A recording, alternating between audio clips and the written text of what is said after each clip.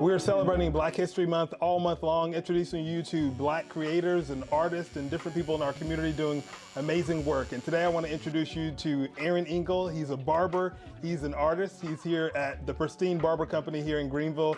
Aaron, always good to see you. It's always great to see you, Jamal. You've done some work in the past on this, and I appreciate that. You're an artist through and through. But a lot of people, they know you as the barbering type, but then they may not know that you're an actual artist. But if they come into your space here, they can see that you were an artist, you know, to a T. What came first? Was it barbering? Was it the art? Like, how did you get into this? The art came first. I've been doing art since I was about 5 years old. Barbering came when I was about 8 years old.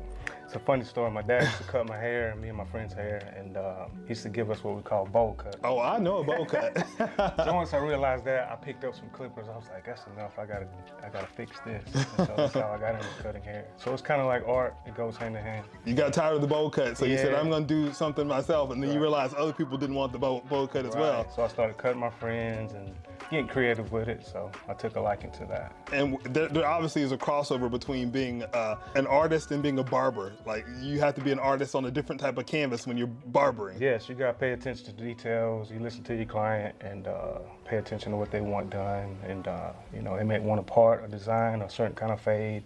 So I gotta be on point with that, yeah. Yeah, let's talk about the visual art. What are some of the types of things you like to do? Talk about some of the different characters that and figures that you've painted. I like to do poetry, surrealism, abstract. I like to do it all. I'm not in the box, so to speak. So I like to be able to put two paintings side by side, and you look at them, and you wouldn't even know it was the same artist a lot of times. Yeah. So I just go with what comes to mind and let it roll. One of my favorite ones of yours is Mayweather. You're looking at it, you're like, what is this? It looks like you can touch it, and then you can touch his face, which is incredible. Yeah, it's like hyper-realism, that is, you know. So. And what are some of the other ones that you guys have? You're looking around the studio, there's a lot of faces that people know. So you kind of give people, especially people of color. Right, I do murals. Like I said, I like portraits. I love doing faces. There's something about doing faces, just creating that realistic look. And I love to saturate colors. Yes.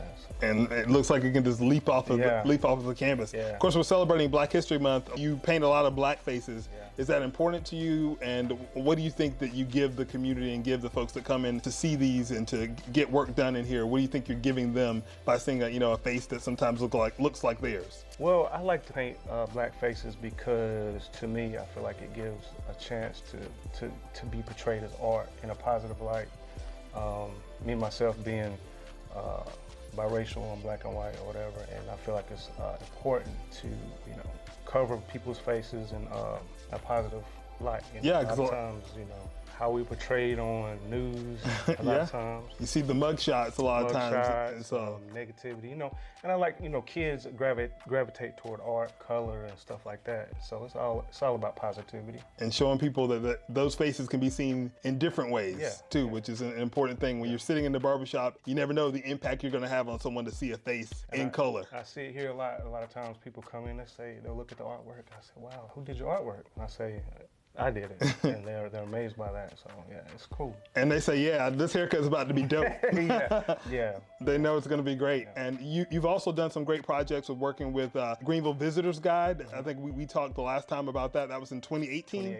2018. And he was telling me that you submitted that the night before. Yeah, because I wasn't going to do it, and put the canvas on the easel, and I was like, well, let me give it a shot.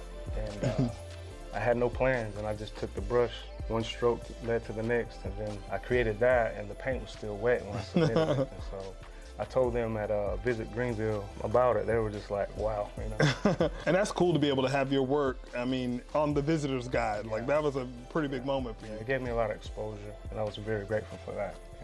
Do you have a favorite piece that you've worked on that is something that means a lot to you? Yeah, actually I do. I have my favorite creation I created. It's not a portrait. It's just it's kind of like a surrealistic piece, and it has a lot of meaning to it. I keep it at home, so I haven't shown it a lot. Okay. I exhibited maybe once, I think, during Artist Fair. Mm-hmm. Yeah. And what is it about that piece that makes it so special Just to the you? meaning, Yeah. how things came to me, the epiphanies I got while I was working on it, and it tells a whole complete story. That's awesome. So it has a deep, complex story behind it. And that's it's all spiritual too. Yeah, and that's the point of art, right? To kind of transform each person to the place that they need to be when they view it or when they create it. Right. Somebody to come and look at it, and it draws emotions or feelings or thoughts. So that's my favorite piece I did. And I told myself, I said, no matter how much money someone offered me for this piece right here, I wouldn't get rid of it. Yeah.